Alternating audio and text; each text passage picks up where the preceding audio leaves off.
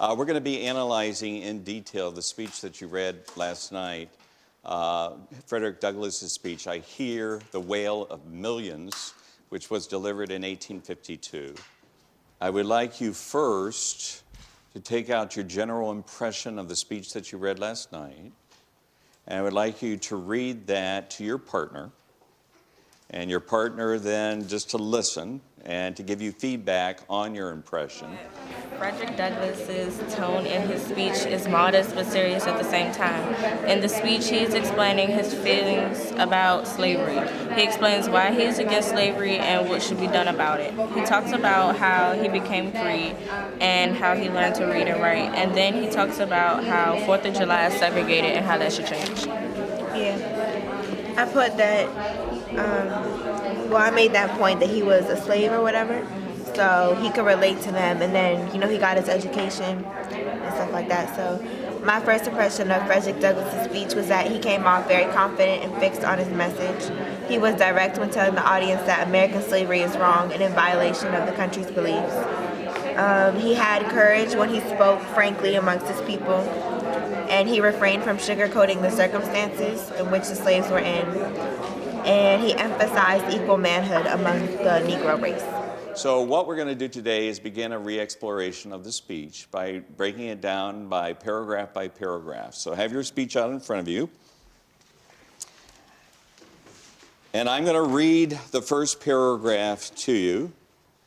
You just follow along in your text and see if anything new pops out at you as you hear me say this. Okay? So let's hear the first paragraph. Fellow citizens, above your national tumultuous joy, I hear the mournful wail of millions, whose chains, heavy and grievous yesterday, are today rendered more intolerable by the jubilee shouts that reach them. This would be the first lesson where we are taking a look at informational text in connection to the literary text that is under examination for the 6 weeks period that this unit comprises.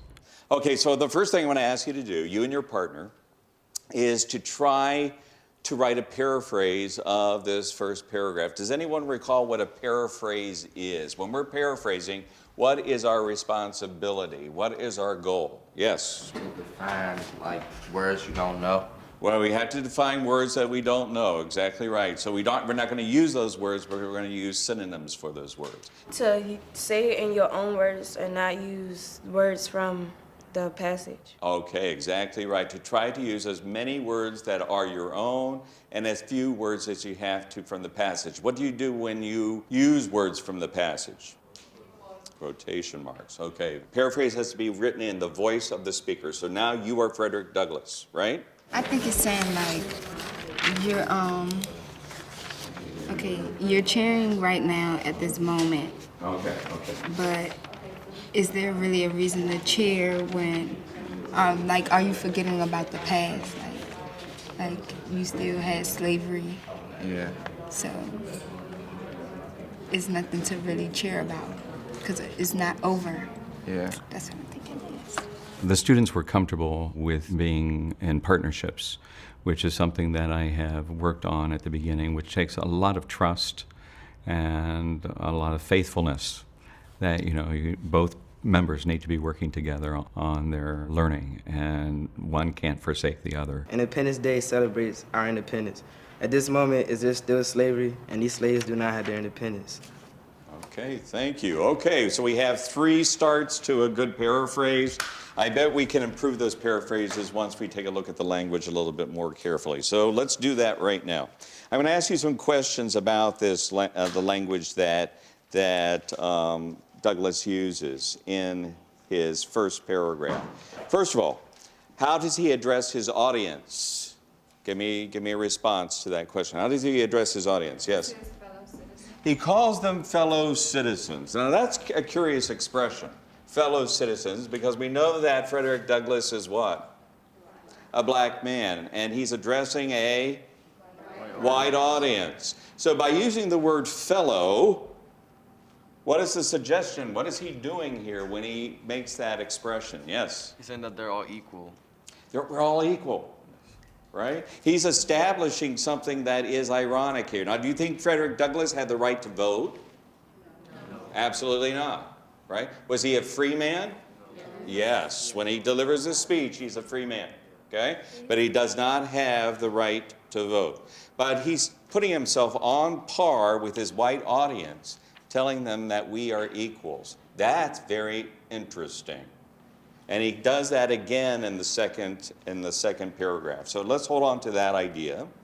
To which of our 5 senses is he appealing to in the first 2 sentences of this first paragraph? Yes? Hearing.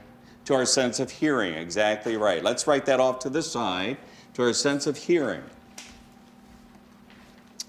And why is he making this appeal to our sense of hearing right off the bat? What is he hearing?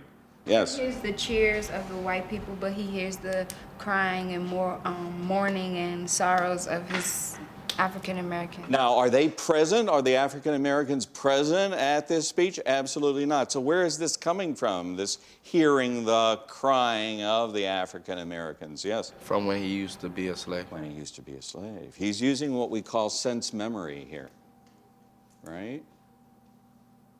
Okay, good. Now, by the way, he uses a really good word here. He uses this word wail. He doesn't say cry. He says, I hear the wail of millions. Is there a difference between the word cry and the word wail? Yes? Can someone explain the difference?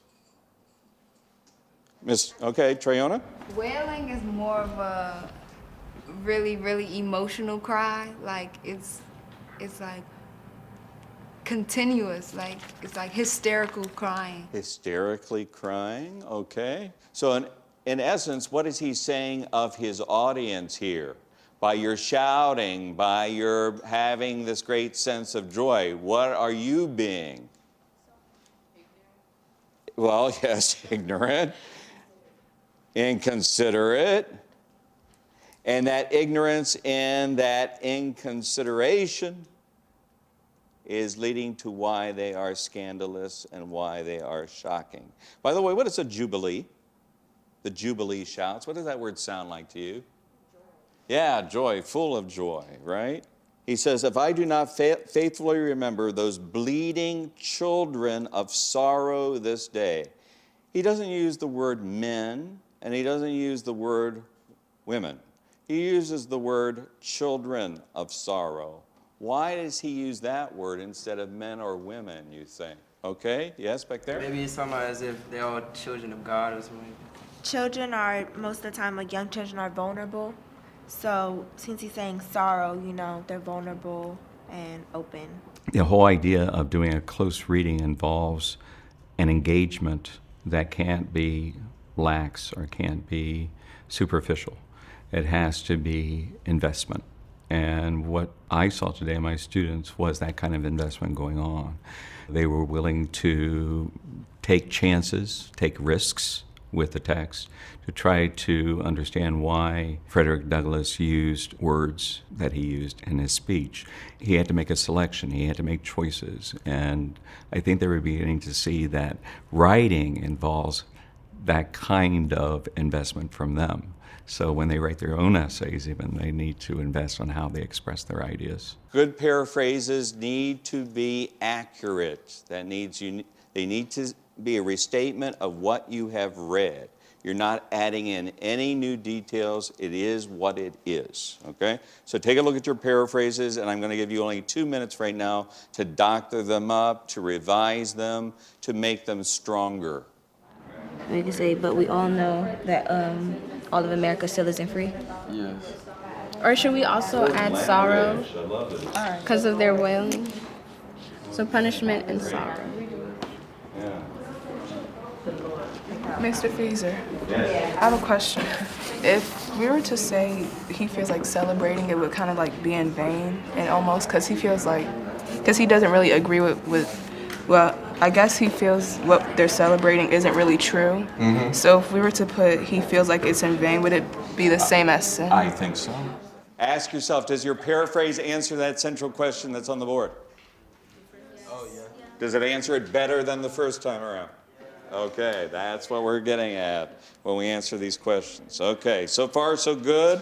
Let's move on to that second paragraph. On the 4th of July is Independence Day. On Independence Day, you gain your freedom. And since you gained your freedom on Independence Day and you still had slaves that were still in bondage, that would make you not free. And that's why he didn't stand for the 4th of July or any type of independence or even the Declaration of Independence, which was mentioned beforehand. I'm also an AP English literature teacher. So what I'm doing with those students and have done with those students, my AP students, I'm now doing with my younger students, and thinking at one time that they were too young for that kind of exploration of a text and the kinds of writing that I do with my AP students that I'm now doing with my English 10 students is remarkable. And it has encouraged me to have faith in the idea that students can learn at any level if you apply the Common Core.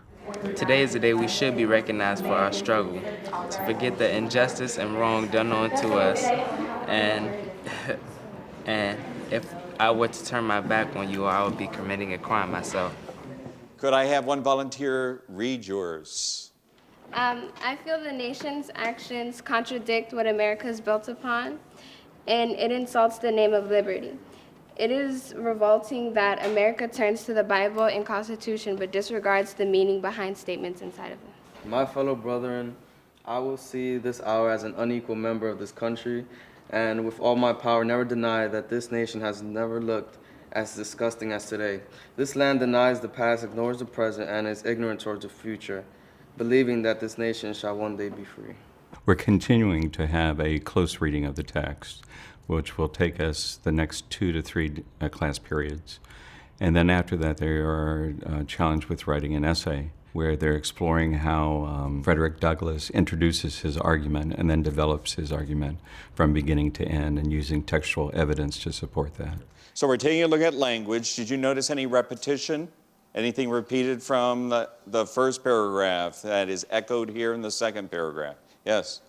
Fellow citizens, again reminding them. And this time, the word fellow citizens is sounding a little bit differently than the first time it was uttered. He was standing in front of a white audience and he's saying, I am your fellow citizen, I am your equal. And now it sounds a little different than it did the first time. And I think if we take a look at this, the whole tone of this paragraph and how this tone differs from the first one, we might be able to see that there's a little sarcasm possibly here. How does Douglass support his claim that a persuasive argument to convince the public mind that slaves are humans is pointless? Okay. We're going to answer that question. If you take a look at the board, you're going to answer that central question in a paragraph response using textual evidence. Okay? So when we're using textual evidence, how are we going to give evidence of that in our paragraph? We're going to quote it. Right, exactly right. You did a great job today. Give yourselves a hand. Yeah, wonderful. Okay.